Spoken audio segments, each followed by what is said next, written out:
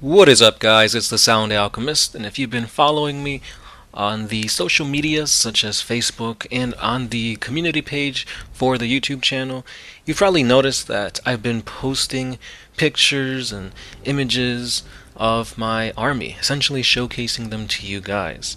And I like to do this every couple of months, every so often, just to show you that even though we do focus on lore videos and stuff like that, we're also hobbyists, we're also gamers, and these are the armies that I, the Sound Alchemist, personally play.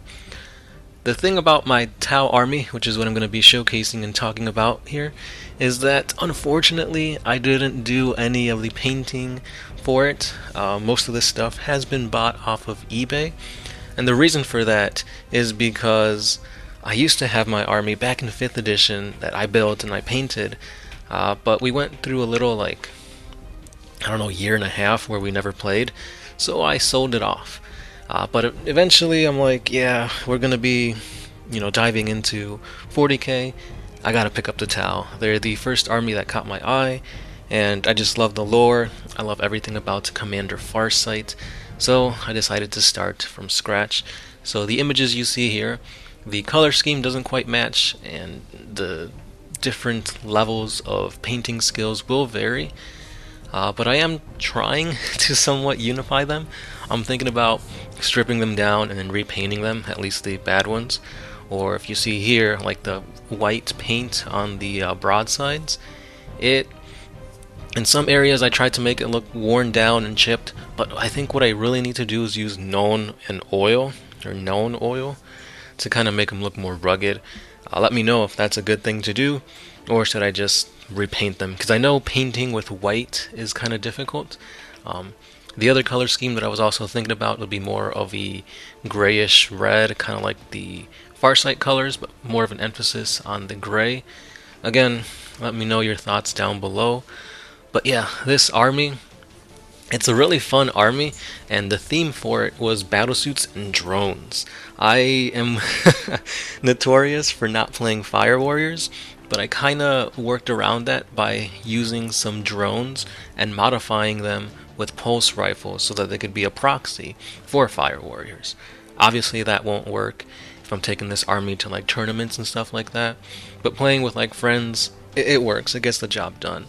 Especially since, again, I'm not going to be using too many Fire Warriors, but that's why I don't win so much. But hey, it's all about having fun with your army, am I right? Maybe not. But when you tally this army up, it's actually a lot of points. It's around 2,400 points before you start adding in all the war gear and whatnot. So easily this army can be up to like 3,000 points, depending on what you fit them out with.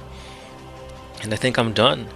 I've got Farsight, I've got Commander Shadowsun as my two warlords, but lore-wise, I'm not actually using Shadowsun. She's actually going to be a fan-made commander that I came up with. So, as you look at the rest of the images here, I'm going to give you the lore for this army, which I like to call the Burning Moon Contingent. And its focus is on being a force for the Farsight Empire. But anyway, let's dive into this lore on the Burning Moon Contingent. The Enclaves are a series of Tau-controlled worlds that function independently from that of the greater Tau Empire. They are located in the far right side of the Damocles Gulf area of the Segmentum Ultima, and they are led by none other than the infamous renegade Commander Farsight.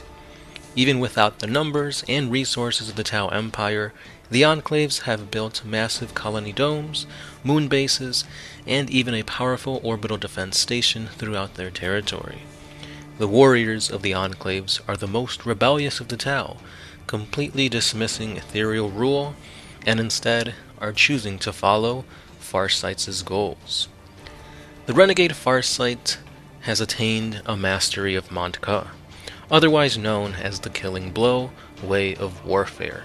This type of battle doctrine has bled into the martial culture of the entire Fire Warriors of the Enclave. Therefore, these hot-blooded warriors are experts in close quarters combat. Even though the ethereals of the Tau Empire have labeled Farsight as a renegade, many still see him as a legendary hero. Alongside Commander Shadowsun and Shaso Kais, Farsight was trained by the legendary Commander Puretide, and now his teachings are being passed down to the new generation of heroes. The legendary Bodyguards, the Eight. They have also many heroic feats to their name, such as Commander Bravestorm, Shazvre Ovessa, Commander Brightsword, Commander Shivastos, Shazvre Oblatai 9-0, Commander Arakon, and Sub-Commander Torchstar. And now we welcome 5 new elite warriors who have pledged their lives towards the Tau who call the Enclaves home. They are the 5 Embers, and in time they will ignite the fires of the future of the Farsight Enclaves. And these 5 Embers are essentially the commanders for my army. You have Commander Shadowstar, which is a commander that wields the XV-86 Cold Star battlesuit.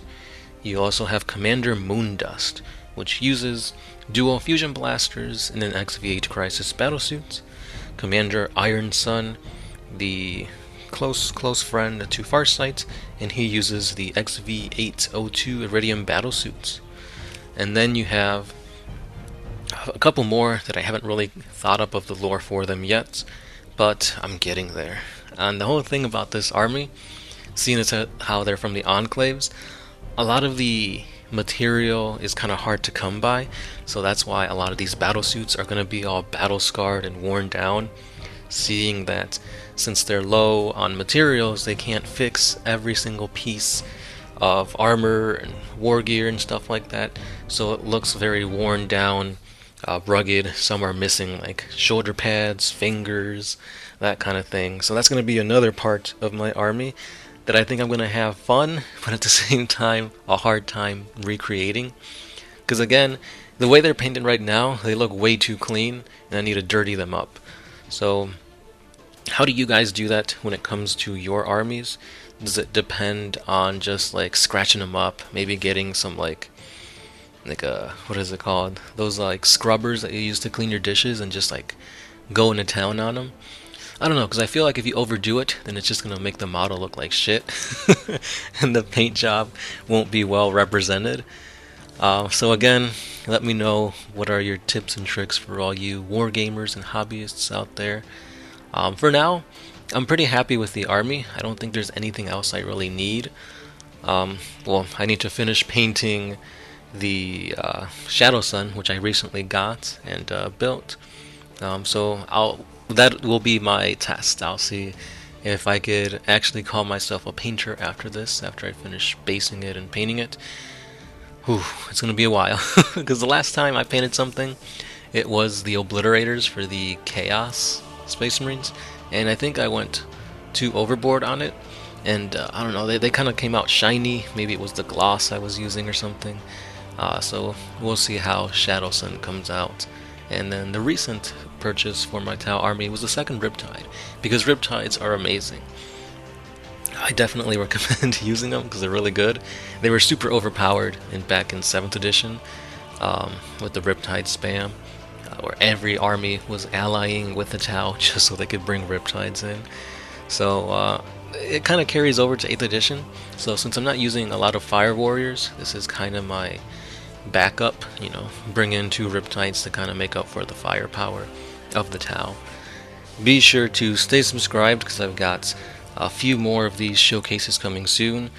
I collect Chaos Space Marines, regular Space Marines, and I'm also going to be showing you my Age of Sigmar army, which consists of the Night Hunt.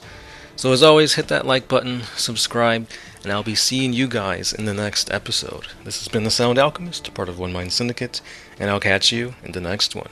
Peace.